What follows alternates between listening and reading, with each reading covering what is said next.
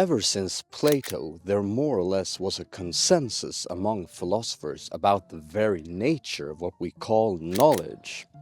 But after more than 2,000 years, one man will come to shake the very foundation of epistemology. But before we discuss that, let's talk about Plato. Plato, of course, wasn't as structured as analytic philosophers are today, but if you would read excerpts from a couple of his dialogues, his definition of knowledge is that knowledge is a justified true belief, a conception that would last for more than 2,000 years. The trail soon comes to an end, for a whole profession is against us. How is that? And what profession do you mean? The profession of the great wise ones who are called orators and lawyers. For these persuade men by their art and make them think whatever they like, but they do not teach them. Do you imagine that there are any teachers in the world so clever as to be able to convince others of the truth about acts of robbery or violence of which they were not eyewitnesses, while a little water is flowing in the clepsydra? Certainly not. They can only persuade them. And would you not say that persuading them is making them have an opinion? To be sure. When, therefore, judges are justly persuaded about matters which you can know only by seeing them, and not in any other way, and when thus judging of them from reports they attain a true opinion about them, they judge without knowledge, and yet are rightly persuaded, if they have judged well. Certainly. And yet, O my friend, if true opinion in law courts and knowledge are the same, the perfect judge could not have judged rightly without knowledge, and therefore I must infer that they are not the same. So what Socrates means here is that these judges are lacking a very important ingredient, namely justification. Only true opinion or true belief isn't knowledge. So here we have, according to Plato, 3 conditions that have to be satisfied in order for us to call something knowledge. But before we dig deep into each one of these, let's formalize it all. S knows that P, if and only if, P is true. S believes that P and S is justified in believing P. So let's talk a little bit why these conditions are so important. Let's begin with the notion of truth. This one is pretty self-explanatory, because no one would call something knowledge if the fact alone isn't true. And if you want to question the notion of truth, that is more of a philosophy of language or a metaphysical issue rather than an epistemological. Then you have the notion of belief. This one is quite straightforward as well. You always have to believe in a certain fact in order to call it knowledge. For instance, let's say that I'm walking in a spooky corridor and all of a sudden I see something that is vaguely transparent. If I possessed the belief that ghosts exist, I would have definitely jumped to the conclusion that I have knowledge about just seeing a ghost. But if I don't possess that belief, I would never have jumped to said conclusion. So I have to possess the belief of something in order for me to call it knowledge. And then we have the most debated condition of all, the condition of justification. In the last example, most people wouldn't say that even if I possess the true belief of a ghost, it is still not knowledge because I wouldn't be able to justify it.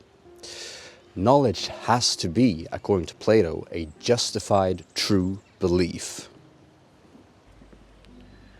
Now this is an illustration of the nature of true opinions. While they abide with us, they are beautiful and fruitful, but they run away out of the human soul and do not remain long, and therefore they are not of much value until they are fastened by the tie of the cause. And this fastening of them, friend Meno, is recollection, as you and I have agreed to call it.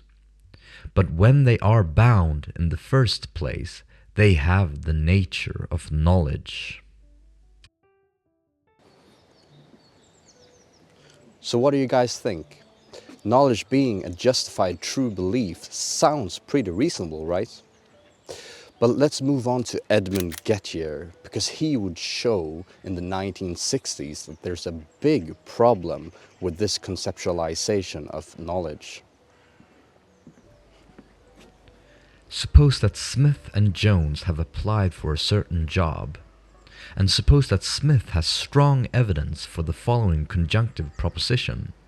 Jones is the man who will get the job, and Jones has 10 coins in his pocket. Smith's evidence for D might be that the president of the company assured him that Jones would in the end be selected, and that he, Smith, had counted the coins in Jones' pockets 10 minutes ago. Proposition D entails: the man who will get the job has 10 coins in his pocket. Let us suppose that Smith sees the entailment from D to E and accepts E on the grounds of D, for which he has strong evidence. In this case, Smith is clearly justified in believing that E is true. But imagine further that unknown to Smith, he himself, not Jones, will get the job, and also unknown to Smith, he himself has 10 coins in his pocket. So here we have a justified true belief, just like Plato wanted it. But would you really call this knowledge? Curiously, the philosopher Bertrand Russell actually noticed this problem years before Edmund Gettier. And in my opinion, his example is actually way better and easier to remember. Let's say you're in an office and it's exactly 12 o'clock. You're getting hungry for lunch, so you look up at the clock above you and it says noon. So you think, great, yeah, I'll go for lunch. But what you don't know is that the clock actually stopped at that exact moment at 12 o'clock yesterday. So it's true, it's 12 o'clock.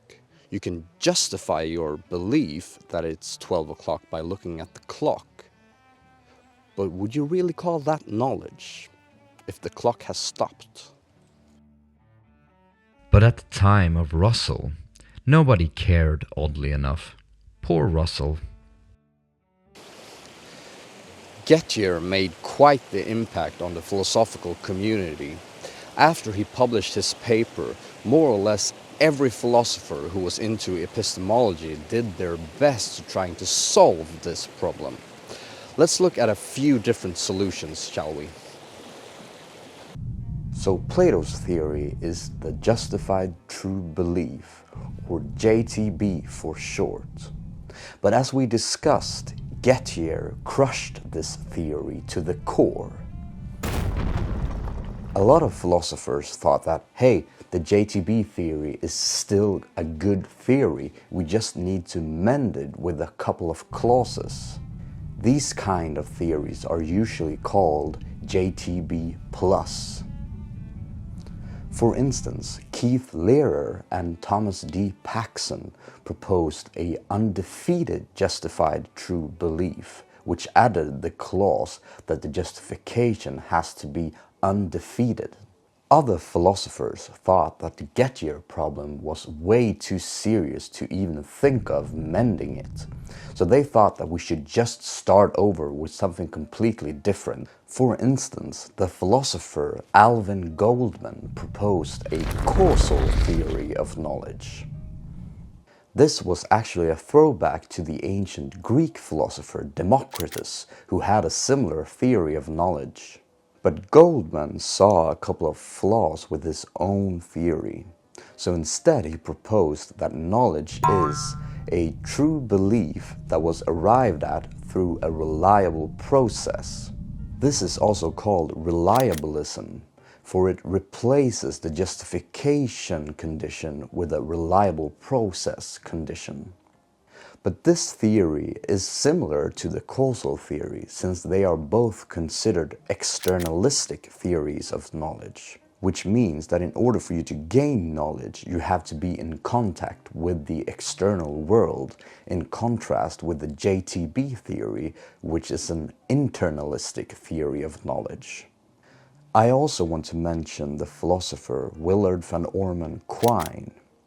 He thought that at the core of epistemology, what we're really doing is analyzing how our sense receptors arrive at a picture of the world. So according to Quine, epistemology is a small part of psychology and therefore should be dispensed with in our philosophical discourse and passed on to the psychologists.